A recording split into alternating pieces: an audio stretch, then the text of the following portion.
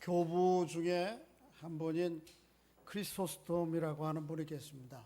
이 교부는 예수님의 12제자를 사도라 그러고요.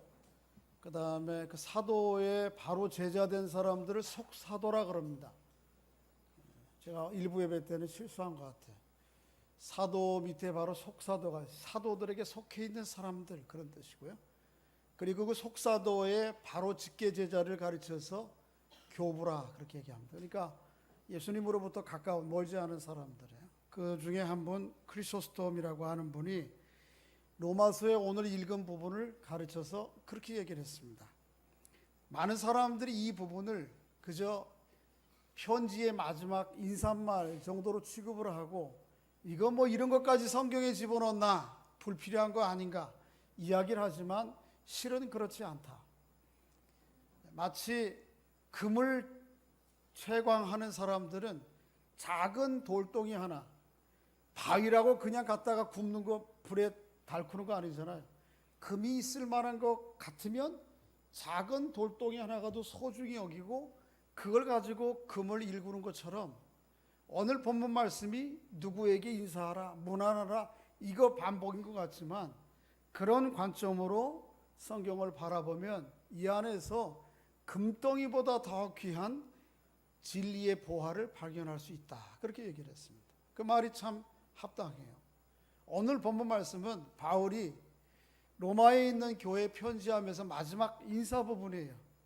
내가 나와 함께 수고한 이런 사람들을 좀 기억해주고 이 사람들에게 문안하라. 또 내가 너에게 한 사람 베베라고 하는 사람 추천하니까 이 사람 좀 잘 받아줘라. 이렇게 지나가는 말인 것 같은데 이 가운데는 아주 굉장히 중요한 우리가 마음에 품어야 될 교훈들이 있습니다. 특별히 교회는 무엇인가? 그리고 교회는 어떻게 이루어 가야 될 것인가? 그리고 교회로 궁극적으로 우리가 꿈꾸고 목표해야 될 것이 뭔가 하는 것들을 기록을 하고 있습니다. 오늘 우리 교회가 설립 몇 주년이요? 46주년. 너무 은혜스럽게 듣지 마세요. 저 눈을 다 뜨세요. 눈 감고 설교 들으려고 그러시는 눈 지극히 눈 감고 은혜스럽게 그래야 들지 말고 설교 들을 때는 제 눈과 눈이 좀 이렇게 부딪히게 들으시라고. 네. 앞에 졸고 있는 분들은 좀 한 대 때려주시오. 자, 오늘 교회 46주년인데 은천교회, 교회는 과연 무엇인가? 그리고 교회는 무엇 때문에 있는가? 어떤 목표를 가지고 있는가? 여러분 눈 뜨고 주무시려면은 그냥 좀 밑에 내려가서 쉬세요. 주무시고 교회 안 들어오셔도 예배 안 드려도 괜찮습니다. 정 하나님 피곤하면 하나님이 2층에 가 쉬시든지 어디 가지고 쉬셨다가 좋은 컨디션 가지고 예배하세요. 그리고 준비해 가지고 오셔야 됩니다. 항상 조는 분들이 있으면 제가 옛날에 어느 엄한 교수님 한 분은 학교의 수업 시간에 졸으면 너 일어서 저 뒤에 가서 그래 그럼 저 뒤에 가서 서서 강의를 들어요. 그러면 잠이 깨. 오늘부터 제가 그렇게 하겠습니다. 일어서서 서서 들으세요. 제 마음이에요. 설교를 꼭 들어야 됩니다. 왔으면 일주일에 며칠씩 와서 설교를 들으면 좋은데 요새 일주일에 딱 하루야. 근데 와가지고도 그냥 반은 졸다가 딴 생각하다 가면 하나님 진리의 말씀이 언제 우리의 마음 가운데 새겨지겠어요. 뭐 하다 여기까지 오나. 이게 엉뚱한 소리 하면 나이 드는 거라 그러던데 이게 뭔지 모르겠어요. 자, 오늘 교회가 무엇인지 오늘 본문 가운데서 우리가 발견할 수 있습니다. 자, 보세요. 교회는 무엇입니까? 교회는 잘못 생각하기를 요즘은 그런 오해하는 분들 거의 없는데 교회는 이 건물을 교회라고 생각해요. 근데 교회는 건물이 아닙니다. 건물 없이 얼마든지 교회될 수 있습니다. 요즘도 한국교회에 그런 모델이 있어서 교회론을 상당히 많이 교정해 줬어요. 예를 들면 정신여고 강당에서 예배로 주일마다 모이는 주님의 교회, 그런 교회가 있고 저기 대광교회에서 모이는 교회, 저와 우리와 함께 교회 사역을 네트워킹하고 있는 나들목 교회, 거기는 평일에는 학생들이 모이는 공부하는 강당이에요. 체육관이에요. 주일날만 모여요. 물론 그 옆에 근처에 사무실 하나, 일반 사무실 하나 빌려서 행정적인 일을 돕기 위한 사무실 하나 있지만 그거에 건물 없어요. 그런데 하나님께서 때로는 유익하게 예배를 드리고 교육하고 모이기 위해서 건물도 주시는 것이에요. 이 건물 없이도 교회 될 수 있어요. 그러니까 그것보다 더 중요한 것은 교회는 뭐다? 사람이다는 거예요. 사람. 이따가 광고 하나 중요한 광고 빼놓는데 교회는 사람이기 때문에 그래서 교회에서 사람을 세우는 거예요. 장로도 세우고 권사도 세우고 집사도 세우는 거예요. 목사도 세우고 그 사람들이 모여있는 공동체가 그것 자체가 교회예요. 하나님께서 이렇게 은혜를 주셔서 오늘 이렇게 편안한 가운데 신앙생활하고 오늘 이따가 또 예배 끝나면 지하에 가서 건물을 개선해서 또 거기서 아이들 교육하고 또 식사도 편하게 할 수 있는 시설이 됐는데 혹 이런저런 사정이 있어서 이 건물이 없어졌다고 생각합시다. 그렇다고 은천교회가 없어진 거예요? 안 없어진 거예요? 안 없어진 거예요. 정 사정이 안 돼서 우리가 모일 곳이 없어서 우리는 다음 주부터 여기 장군봉에 가서 천막 치고 예배 드리겠습니다. 그러면 은천교회 사라지는 거예요? 있는 거예요? 여전히 계속 있는 거예요. 교회는 그러니까 뭐예요? 사람이란 말이에요. 사람이긴 사람인데 어떤 사람들인가? 사람만 모여있다고 교회인가? 그게 아니라는 거예요. 교회는 뭔가 하면 주 안에 있는 사람들이다라고 하는 거죠. 누구 안에 있는? 주님 안에 있는 사람들. 그래서 오늘 본문에 1절부터 10절까지만 읽었습니다만 15절, 16절까지 보면 계속 반복되는 말이 있어요. 뭐예요? 주 안에. 한번 읽어보세요. 2절 읽어보겠습니다. 시작. 너희는 주 안에서, 거기까지만요. 읽을 게 너무 많아요. 4절, 7절 한번 넘어갑시다. 7절 시작.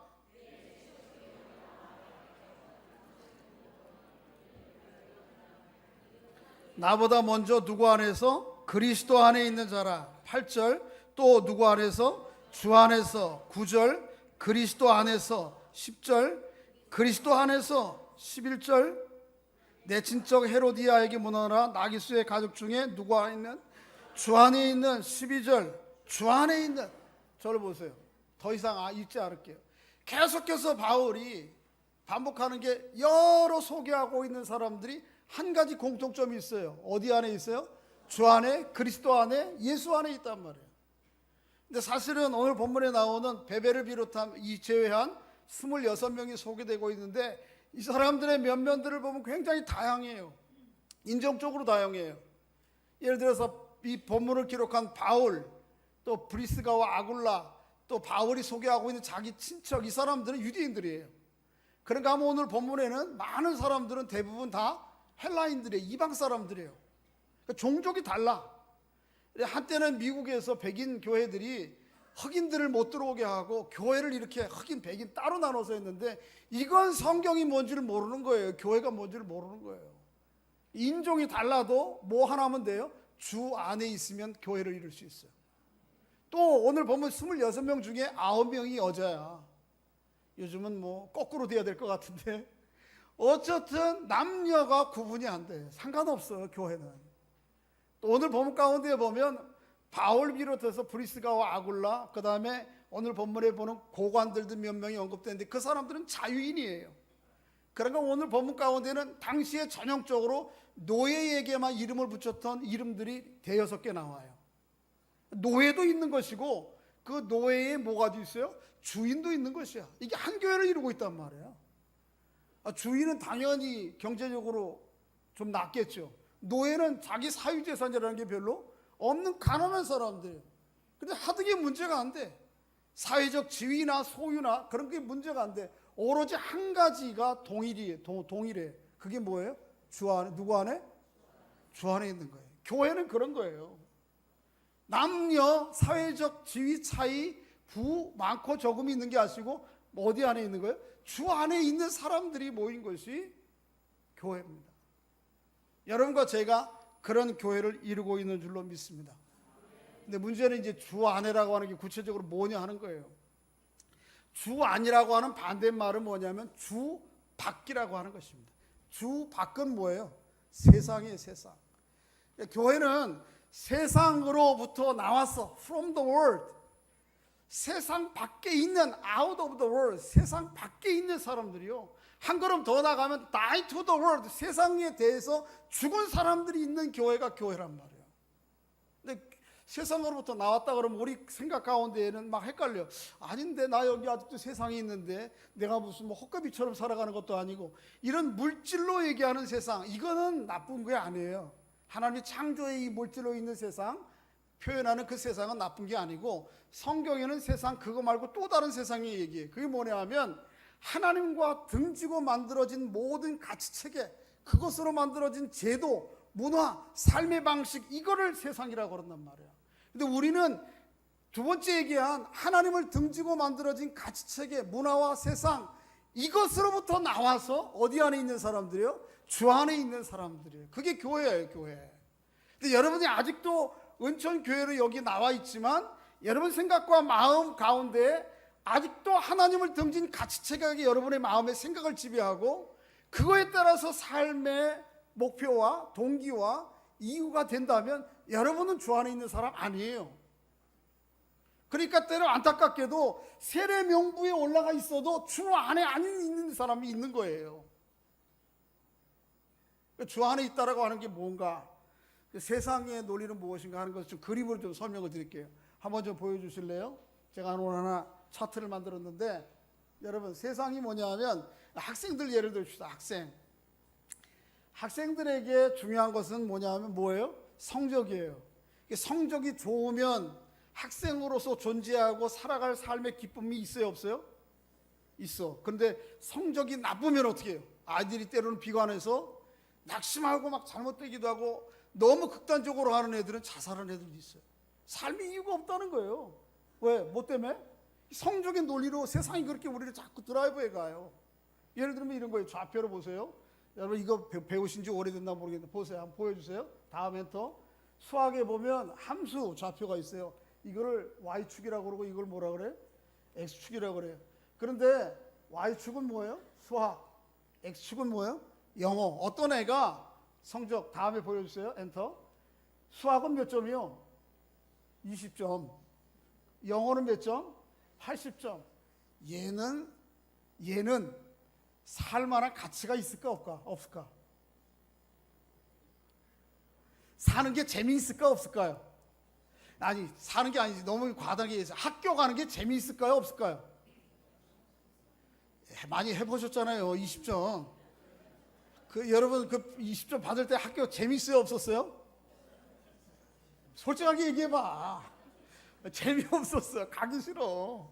근데 조금 나은 애가 있어요. 나은가? 다른 애는, 얘는 수학을 몇 점 받았어요? 60점. 영어는 몇 점? 뭐 조금 나은긴 나은 것 같은데 돕긴 객긴 그거야. 이런 애들은 재미없다고. 학교가 사람들이 이런 애들을 보면 뭐래요? 니네들은 그저 학교가 있기 위해서 숫자 세워주는 것이야. 정말 중요한 애들은 몇 명이에요? 어떤 애들이에요? 다음. 수학 몇 점? 100점. 영어 몇 점? 100점. 얘들은 학생으로서의 존재 가치가 분명한 애들. 그것도 재밌어. 학교 가는 게 어떻게 해요? 재밌어요. 성적 공부를, 시험 공부를 별로 안 했는데 100점이 나와. 이런 애들은 학교를 한 개 다니면 안 돼. 몇 개 다녀야 돼? 2개 막 3개 다녀야 돼. 근데 이렇게 얘기한다니까요, 사람들이. 이런 논리로, 이 세상의 논리예요. 그래서 내가 만일 여기 있다 그러면, 이야, 세상 사람 만나. 그런데 내가 만일 여기 있어. 그럼 뭐예요? 죽지 못해? 살지 이 세상. 이러고 산단 말이에요. 이게 세상의 논리예요. 이걸 좀 어른 버전으로 얘기해 볼까요? 어른 버전 보여주세요.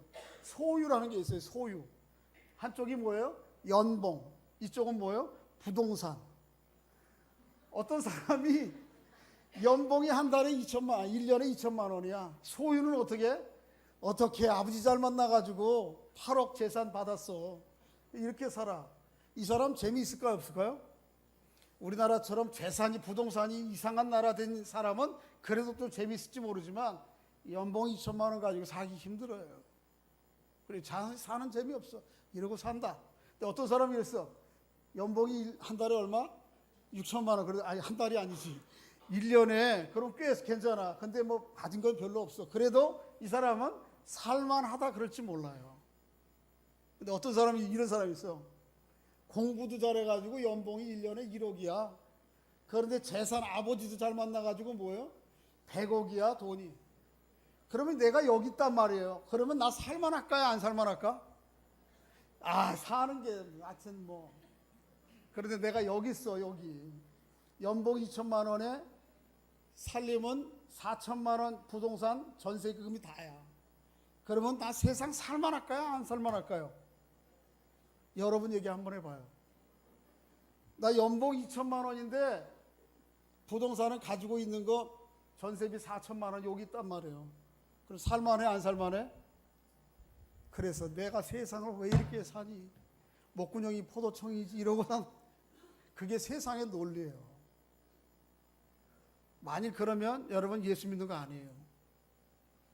이 논리 가운데 나는 여기 때문에 슬프고 나는 여기 때문에 우쭐하고 대단하다. 이 세상은 살만한 가치가 있어. 이러면 여전히 여러분은 세상 안에 있는 거예요. 그리스도 안에 있는 게 아니에요. 그리스도 안에는 이런 거하고 아무 이런 좌표에 속에서 나의 존재와 위상과 가치를 부여하며 사는 것이 아니에요. 그래서 세상이 가치예요. 존재예요.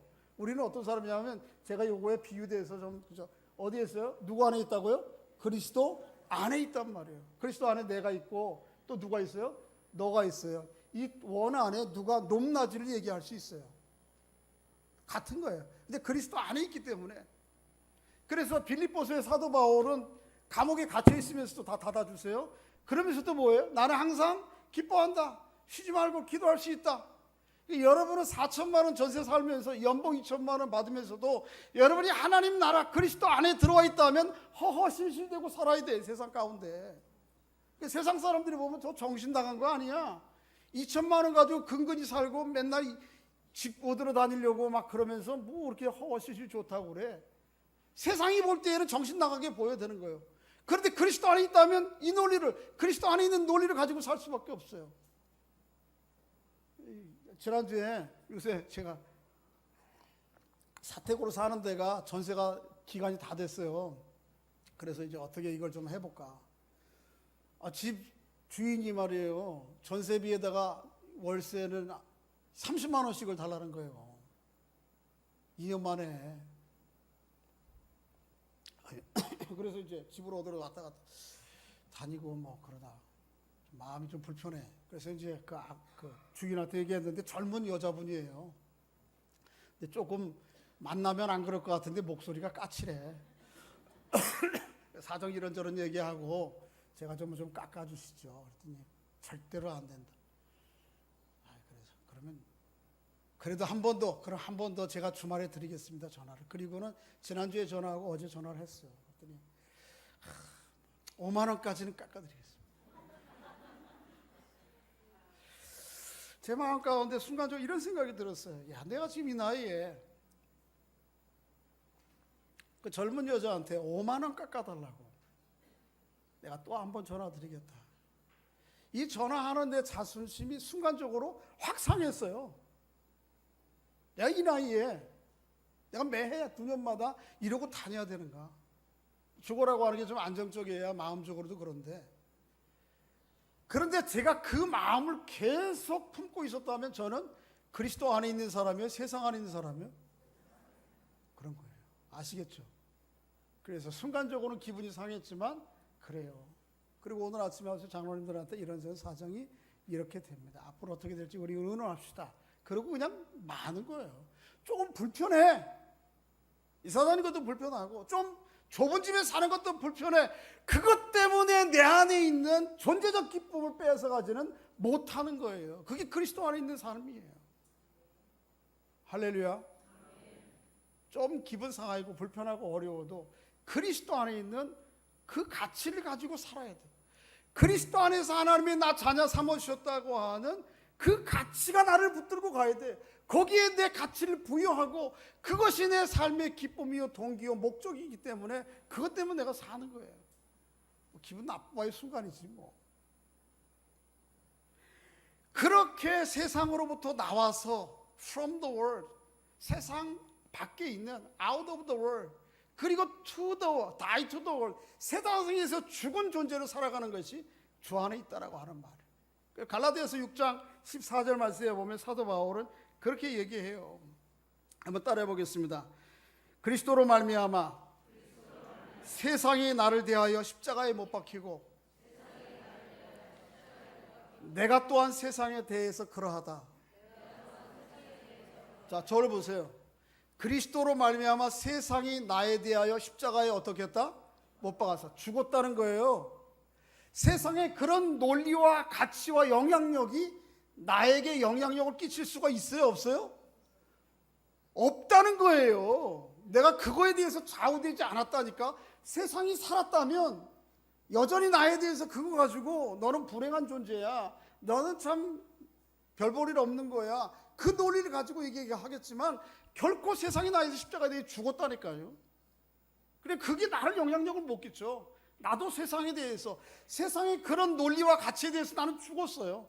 더 이상 그것 때문에 내가 낙심하지 않아. 순간적으로 기분 나쁠 수 있어, 마음 상할 수 있어. 그러나 그것 때문에 내 존재 자체가, 위상 자체가 흔들리지 않는단 말이에요. 이게 주 안에 있다는 거예요.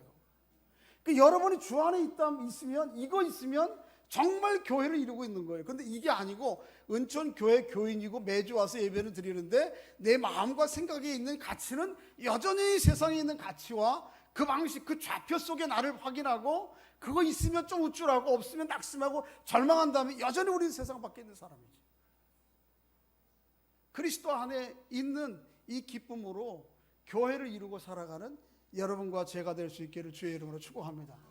그래서 빌립보서 3년 전에 새벽기도 하면서 그런 주제의 말씀을 드렸던 거예요. 한번 따라해 보겠습니다. 예수 그리스도 안에 있는 나는 어쩌다고요? 행복한 거예요. 할렐루야. 비록 전세를 살아도, 연봉이 작아서 좀 불편해도, 여러분 예수 안 믿는 사람도요, 자기가 가진 주관과 가치가 있으면 그런 것들을 아무것도 안 여기게 여기는 사람 태반이 많아요. 안 그래요? 여러분 주변에 볼 수 있죠? 자기가 가지고 있는 이데올로기적 가치 때문에라도 그런 거 아무것도 아닌 것으로 생각하고 배설물처럼 생각하고 당당하게 살아가는 사람 많아요. 그런데 우리는 하나님 나라의 가치를 가지고 사는 사람들인데, 우리가 어떻게 주 안에 있는 사람들이 세상에 있는 여전히 그 논리 가지고 낙심하고 실망하고 좌절하겠네요. 오늘 바울은 언급하고 있는 많은 다양한 사람들인데 그들이 다 한결같이 동일한 공통성이 있다. 그게 주 안에 있다는 거예요. 여러분과 제가 그런 사람들. 주 안에서 여러분의 위상을 발견하고 거기에 가치를 부여하고, 그렇게 우리가 부여받은 사람들이에요. 그렇게 살아가시기를 주의 이름으로 축복합니다. 그렇지 않게 되면 죽는 순간까지 우리 웃을 수 없어요. 행복할 수가 없어요. 예를 들면 이런 거 봐요. 아까 그 좌표 중에서 연봉 2천만 원에 4천만 원짜리 전세 사는 사람이 죽을 때가 됐어요. 한 베드에 침상에서 들어와. 그런데 그렇게 아까 맨 위에 100점 100점 수억 가지고 자산도 많은 사람이 죽게 되었어. 죽는 순간 누가 더 억울할까요? 누가 정말 억울할 것 같아요? 그렇죠. 그걸 좀 줄여보면 돼요. 우리의 시간이라고 하는 것을 좀 압축시켜 보면 지금 그것 때문에 힘이 안 하게 된다니까. 이 사실을 깨닫고 주님 안에서 있다, 이 교회를 이루고 있는 거, 이게 참 감사한 거예요. 그렇게 교회를 이루며 살아가는 여러분과 제가 될 수 있기를 주의 이름으로 소원합니다. 교회를 이루고 있는 사람들이 다음 살펴볼 것이 어떻게 서로 대해야 되는가 하는 거예요. 세상은 세상이 대하는 방식이 있어요. 세상이 대하는 방식은 뭐예요? 철저하게 힘의 논리에 의해서 힘 있는 사람들이 없는 사람들을 지배하는 약육강식이에요. 그게 교회에서만 얘기하는 게 아니고 세상 사람들 다 얘기하는 거예요. 이 세상은 살만한 세상이 안 돼. 동물 정글 속에 있는 일들이 지금 우리 안에 있다니까. 그래서 어떤 식으로든지 힘이 있으면 힘 있는 사람이 없는 사람들을 지배하게 돼 있어요. 힘은 중립적이지 않아요. 힘은 생물이에요. 움직이게 돼 있어. 내 안에 힘이 주어지잖아요. 어떤 식으로든지 이게 행사하려고 합니다. 특별히 사람 안에 있는 힘은 더 그래요. 그래서 많이 배운 사람이 못 배운 사람들 향해서 뭐라 그래? 무시하려고. 많이 가진 사람이 뭐예요? 그 사람들 중심으로, 세상의 권력자들 중심으로 세상을 움직이게 돼 있어요. 그게 마태복음 10장 42절의 말씀이에요. 세상의 고관과 주관자들이 임의로 사람들을 주관하고 권세를 부리잖아요. 그게 세상이 돌아가는 방식이에요. 근데 만일 우리가 거기 있다면 늘 죽는 날까지 행복하지 않은 거죠. 웃을 수가 없어요. 왜? 내 위에 세상적인 힘은 언제나 있기 때문에. 여러분, 공부 잘하는 애들이 자살률이 높을 것 같아요? 아니면 밑에 바닥에서 부는 애들이 자살률이 높을 것 같아요? 알잖아요. 이미 다 뻔히 증명된 거잖아요. 그게 세상의 논리예요. 그래서 세상은 좀 있는 사람들 앞에 가면 그 분야에 어떤 분야인지 꼬리를 내리게 돼 있어요. 저도 목사님들이 이렇게 모임에 같이 가면 그 중에서 공부를 좀 많이 한 사람이 있어요. 똑똑한 사람. 그 앞에 가면 어떻게 머리가 깨갱 이렇게 한 단계, 말씀하시죠. 아마 그게 옳은 것 같은데요. 이렇게 갈 수밖에 없어요. 근데 그게 이제 세상이 돌아가는 방식이고, 그렇지만 예수님이 이어서 마태복음 10장 43절에 뭐라 그래요? 너희는 그렇지 않을지니. 너희가 뭐예요? 교회예요, 교회. 큰 자가 작은 자를 어떻게 된다? 섬겨야 된다. 세상과 반대의 논리로 돌아가야 되는 거예요. 그게 교회가 움직이는 방식. 그것을 오늘 본문에서는 뭐라고 표현하는지 한번 보세요. 한번 읽어보겠습니다. 2절 읽어보겠습니다. 16장 2절 시작.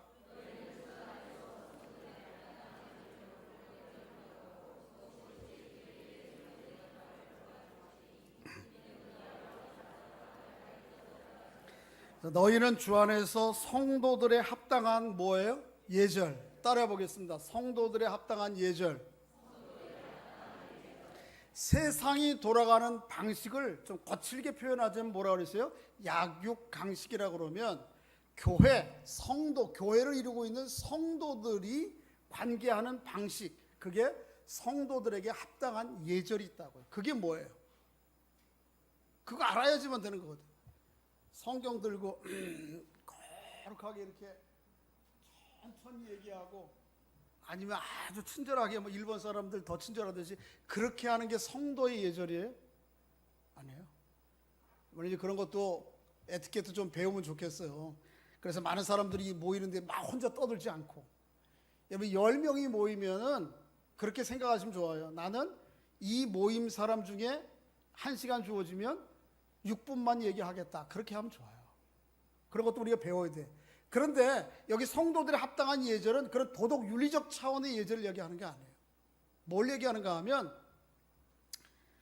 마태복음, 로마서 찾아야 됐어요. 로마서 3장을 찾아봤어요. 로마서를 강의하고 있으면 로마서 찾아야지. 자, 3장 24절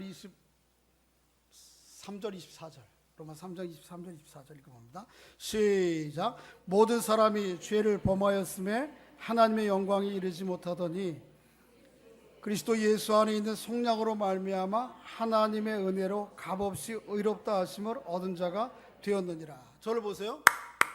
여러분과 제가 다 하나님의 자녀가 될 자격이 있는 사람들이에요? 없는 사람들이에요? 전혀 없는 사람들이죠.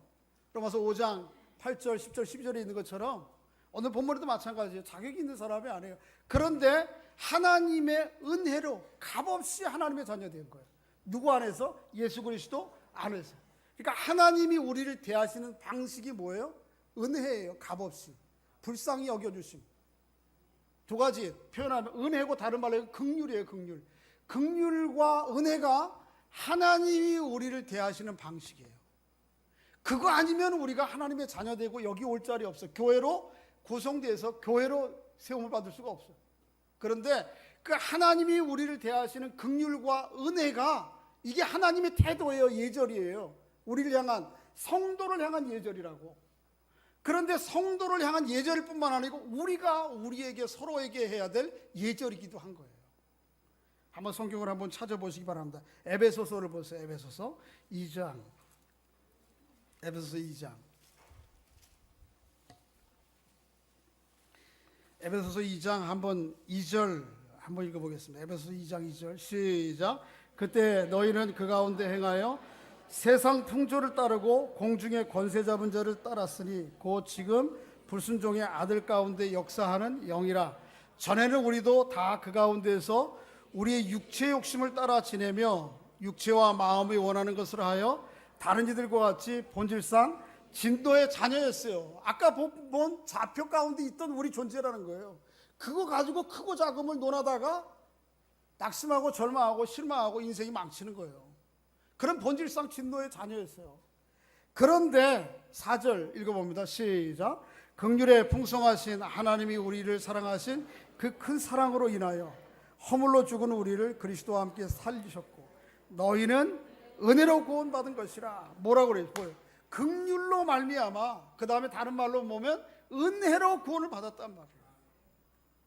그런데 하나님이 우리를 그렇게 대하시는 방식만 아니고 그것만이 아니에요. 한 가지 7절을 놓치면 안 돼요. 7절 다시 읽어봅니다. 다 같이 시작. 이는 그리스도 안에서 우리에게 자비하심으로써 그 은혜의 지극히 풍성함을 오는 여러 세대에 나타내게 하려. 내가 받은 긍휼과 은혜들을 나 혼자 누리는 게 아니고 누구에게? 오는 여러 세대에게 나타내려고 하는 거예요. 이게 하나님이 성도들 간에 주신 긍휼과 은혜예요. 저를 보세요. 청첩장이 왔어요. 그런데 아마 시부책을 봐. 그랬더니 저 집사님 우리 애 결혼할 때 안 왔네. 그리고 이제 나도 안 가. 그건 뭐예요? 세상 논리의 기브 앤 테이크. 그런데 사정이 있어서 못 왔겠지. 그래서 내가 가서 축하해 줘야 되지 않겠나 하고 가는 게 뭐예요? 그게 은혜와 긍휼이에요. 저 사람은 나한테 늘 못마땅하게 서운해. 저 인간 좀 안 봤으면 좋겠어. 다른 때로는 그런 인간도 있어. 그래도 어떻게? 하나님의 자비와 긍휼로 은혜를 베푸는 거예요. 이게 교회가 성도들과 성도들의 있는 예절이에요. 오늘 본문에서 2절 성도들에게 합당한 예절로 베베라고 하는 일꾼을 영접하라고 하는 이유가 거기에요. 그게 우리가 가져야 될 예절이에요. 여러분, 제가 좀 여러분에게 좀 못마땅한 적 있죠? 솔직하게 얘기해요. 못마땅하죠? 그래도 어떻게 해야 돼요? 여러분들은 교회로 모였으면 저를 은혜와 긍휼로 영접해야 되는 거예요. 그게 성도의 예절이에요. 할렐루야. 근데 뭐 이렇게 떨떠름해요. 자, 마지막으로 우리 교회가 하나님의 그리스도의 몸된 교회를 이루어가는 교회가 가져야 될 최종적인 모습이 어떤 모습일까를 오늘 본문을 통해서 발견할 수 있어요. 그게 4절이에요. 한번 본문을 돌아가셔서 읽어보겠습니다. 자, 3절과 4절 읽어보겠습니다. 시작. 너희는 그리스도 예수 안에서 나의 동역자들인 브리스가와 아굴라에게 문안하라. 그들은 내 목숨을 위하여 자기들의 목까지도 내어놓았나니 나뿐 아니라 이방인의 모든 교회들도 그들에게 감사하라. 저를 보세요. 바울과 브리스가와 아굴라 부부가 언제 만났는가 하면 사도행전 18장에 보면 고린도에 있을 때 만났어요. 바울이 2차 전도여행 가운데 고린도에 와서 복음을 전할 때에 경비를 이제 자기 텐트 만드는 직업이 있으니까 그거 경비되면 여비 생기면 또 다른 지역 가서 복음 전하고 그러는데 같이 텐트 만드는 일을 하는 사람 중에 한 사람 부부가 있는데 그 사람들이 누구예요? 브리스가와 아굴라. 얘기를 하면서 들어봤더니 로마에 살던 사람인데 로마의 클라우디오 황제가 유대인들을 다 로마 밖 경내로 쫓아냈어요. 그러니까 이 사람들이 이주해 온 거예요, 고린도에. 그래서 거기 와서 보니까 또 얘기해 보니까 예수 믿는 사람이네. 그래 교회란 말이에요, 같이. 그래서 이 둘이 이제 같이 동역자로서 일도 하고 복음도 전하는 거예요. 그러다가 에베소에 가서 복음을 전해요. 그래 에베소에 가서 복음을 전할 때에 에베소 교회, 에베소서 있죠. 이 에베소서는 이 브리스가와 아굴라 집에서 모였던 교회예요. 이렇게 건물이 있는 게 아니고 그 가정교회로 모인 거예요. 그 교회가 바로 에베소 교회예요. 그런데 에베소에 있을 때 아마도 이 브리스가와 아굴라가 누구를 위해서? 바울을 위해서 아주 큰 헌신을 하고 대가를 치렀던 것 같아요. 그들은 내 목숨을 위하여 누구 목까지 내놨다고요? 자기들의 목까지 내놨다고. 여기 지금 이게 에어컨이 안 되고 따뜻한 공기가 나와요. 왜 그런지 모르겠어요. 자, 보세요, 지하에. 한번 보세요. 또 벗으세요, 옷을. 제가 벗으면 좋겠는데 열이 나는데. 자, 어디까지 얘기했나? 환경이 좀 안 좋으면 자꾸 산만해져서. 그래서 그렇게 에베소에 가서 복음을 전했는데 아마도 학자들이 얘기할 때는 에베소에 가서 복음을 전하다가 에베소라고 하는 도시가 지금의 터키 지방이 아주 당시에 로마의 아시아의 전초기지거든요. 그러니까 거기에 로마의 여러 정치적인 문화적인 영향들이 큰 교회고 큰 지역이고 또 고유의 신들을 섬기고 있어요. 큰 여신 아데미를 섬겼어요. 이 아데미 여신상을 사람들이 이렇게 상으로 만들어서 팔으면 이걸 가지고 집에 갖다 놓으면 어떻게 그거 보고 절하고 뭐 섬기는 건데, 예수 믿으면서 이 사람들이 이거 만드는 사람들이 이거 우상이구나, 이거 잘못됐구나 알고 다 버려버렸어요. 그러니까 어떻게 밥벌이가 안 되는 거예요. 이 아데미 여신을 중심으로 먹고 사는 사람들이. 그러니까 바울과 일행을 잡아다가 어떻게 해요? 폭동을 일으켜서 죽이려고 그러는 거예요. 그럴 때에 바울을 이 두 부부가 어떤 식으로든지 빼냈을 것이다. 그리고 자기들이 위험을 감수했을 것이다. 그렇게 얘기해요. 중요한 것은 언제 했는지 몰라. 뭔지 몰라. 그래서 잘못 생각할 때는 이게 바울과 브리스기와 아굴라 이 두 부부 간의 개인적인 특별한 관계인 것처럼 오해하기 쉬워요. 그렇지 않아요. 자, 오늘 본문 다시 한번 4절 한번 읽어보세요. 4절 시작. 그들은 내 목숨을 위하여 자기들의 목까지 내어놓았나니 나뿐 아니라 이방인의 모든 교회들도 그들에게. 이게 바울과 브리스기와 아굴라 두 개인 간의 특별한 관계예요? 아니면 교회 공동체의 관계예요? 모든 이방인의 교회가 감사한다니까요. 이게 교회가 가야 될 이상과 비전이에요. 때로는 우리가 지금 내 대신 목숨 내놓으라 이런 사람은 없어요. 상황이 아니에요, 그게. 그렇지만 때로는 우리가 상황에 따라서는 저 형제가, 저 한 교회를 이루고 있는 저 지체가 고난과 고통을 당하면 나도 내 목숨을 내어놓겠다고 하는 그런 언약적 암묵적 관계가 이게 교회라는 거예요. 우리 인간의 연약함 때문에 아직 그것을 이루지 못해도 하나님이 상황이 주어지면 나는 그렇게 내 형제를 위해서, 교회를 이루고 있는 그 지체를 위해서 내 목까지도 대신 내놓겠다라고 하는 그런 언약적 관계 속에서 이루어가고 있는 것이 이게 교회야. 지금의 우리는 연약함이 있어도 그걸 못 이루어도 이걸 우리의 목표와 비전으로 생각해야 돼. 예수님께서 마태복음 15장에, 요한복음 15장에 보면 그런 말씀을 하고 계세요. 한번 따라해 보겠습니다. 내가 너희를 사랑한 것 같이 너희도 서로 사랑하라. 그리고 그 뒤에 말에 이런 말씀하세요. 사람이 친구를 위하여 목숨을 버리면 이보다 더 큰 사랑이 없나니.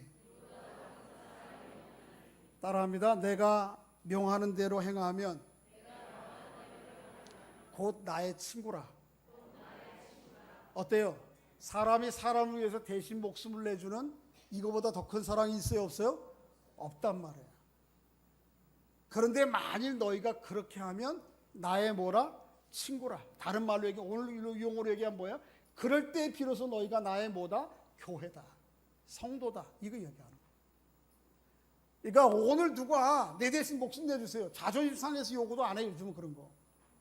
그렇지만 우리의 마음 가운데에는 교회, 하나님의 교회는 이 바울과 브리스가와 아굴라, 그 다음에 이방 교회가 가졌던 서로 간의 관계 양식, 그게 목표와 비전이 돼요. 조금만 일 해가지고 틀려가지고 그냥 이러지 말고. 아시겠죠? 한번 좀 서로에게 축복해 주시기 바랍니다. 제가 당신을 위해 목이라도 내놓을 수 있도록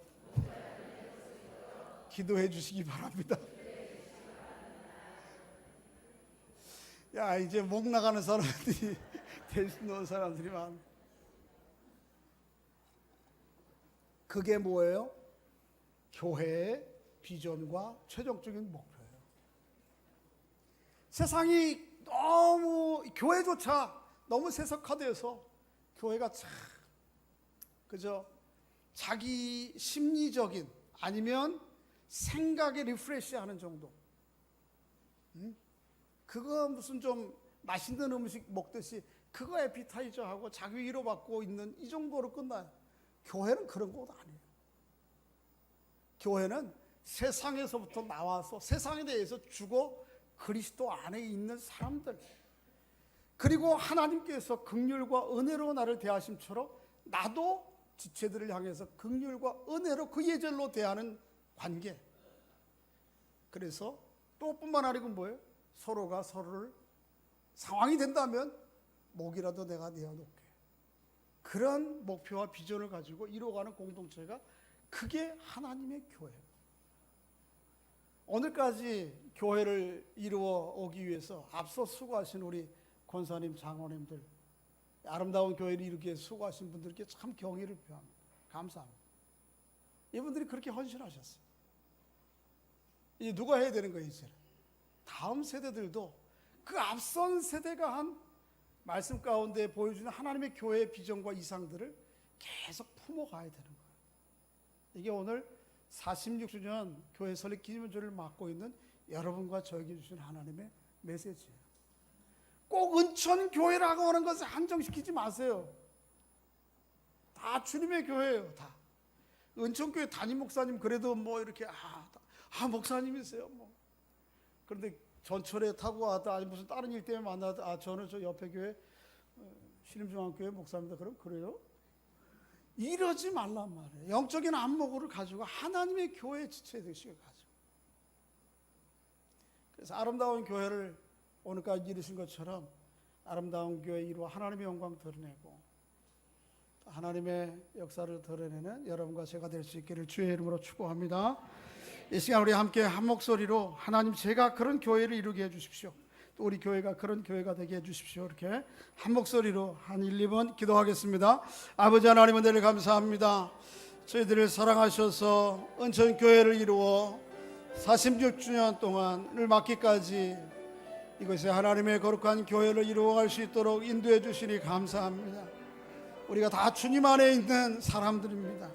이미 우리는 세상으로부터 나온 사람들입니다. 세상 밖에 거하는 사람들이에요. 세상에 대해 죽은 사람들입니다. 그리스도 안에서 나의 위치와 존재와 가치를 깨닫고 그거를 귀하게 여기며 살아가는 사람들입니다. 아버지 하나님, 그런 사람들로서 성도에 합당한 예절로 서로를 대할 수 있도록 주님께서 우리를 긍휼과 은혜로 대하심처럼 우리도 그렇게 지체들을 대하며 살아가도록 아버지 하나님이 때로 필요하다면 브리스가와 아굴라가 바울을 위하여 목을 내어놓은 것처럼 그런 각오와 대가를 치를 마음으로 교회를 이루어가는 저희들 될 수 있도록 주님 인도해 주시길 원합니다. 그래서 이 시대 가운데 교회다운 교회를 이루고 하나님의 영광 드러내는 우리 은천교회 될 수 있도록 은혜를 베풀어 주시옵소서. 예수님의 이름으로 기도하옵나이다. 아멘. 아까 교회 광고 가운데 한 가지 좀 빼뜨린 광고 하나 있는데